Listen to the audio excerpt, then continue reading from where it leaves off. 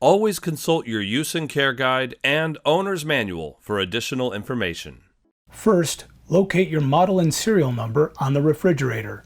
This is how you'll pull up information on your specific unit. After waterline hookup, but before using water dispenser for drinking, run 3 large pitchers of water through the water dispenser to clean out the system. Turning the ice maker on-off. The on-off switch can only be accessed when the ice storage bin has been removed. To remove the ice storage bin, press down the release lever and tilt the bucket outward, then lift up and out. The switch is located on the freezer door on the left side of the wall that surrounds the ice storage bin. To turn on the ice maker, flip the control switch to the on position. Allow 24 hours to produce the first batch of ice. Discard the first 3 batches of ice produced. The air filter housing is located in the upper part of the refrigerator compartment. When installing an air filter for the first time, the foam located inside the housing compartment is not to be removed. To activate the new status indicator, place it face down on a firm flat surface. Apply pressure to the bubble on the back until it pops. Slide the indicator into the notches located in the lower left corner. Snap the new air filter into place and close the vented door.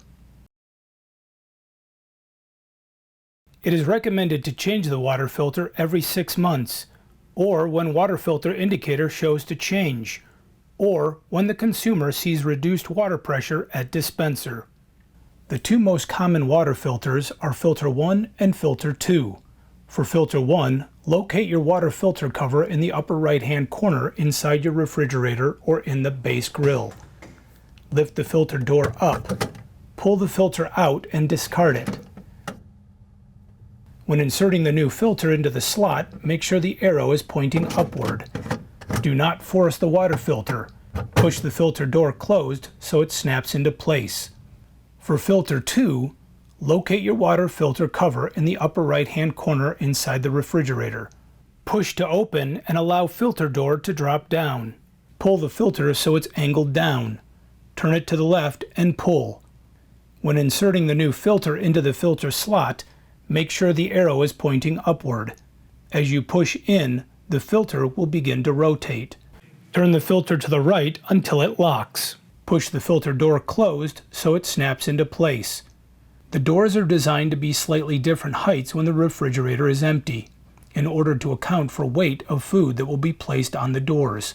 If doors are uneven after food has been placed inside, locate the alignment screw on the bottom hinge of the refrigerator door. Use an open-ended or adjustable wrench to loosen the hex nut, which will allow the alignment screw to turn. Turn the screw to the right to raise the refrigerator door, or turn it to the left to lower the door. In order to ensure proper temperature, you need to allow room for proper airflow between the freezer and refrigerator compartments. Cool air enters and exits the refrigerator compartment from the freezer compartment through vents. Depending on your model, these vents are in different locations. Locate the vents in both the freezer and refrigerator compartments and ensure that there is nothing blocking the airflow. You can control the amount of humidity in the moisture-sealed crisper.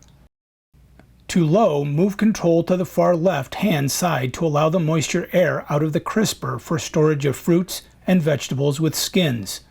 Moving the control to the far right or to the high side is to keep moist air in the crisper for storage of fresh leafy vegetables.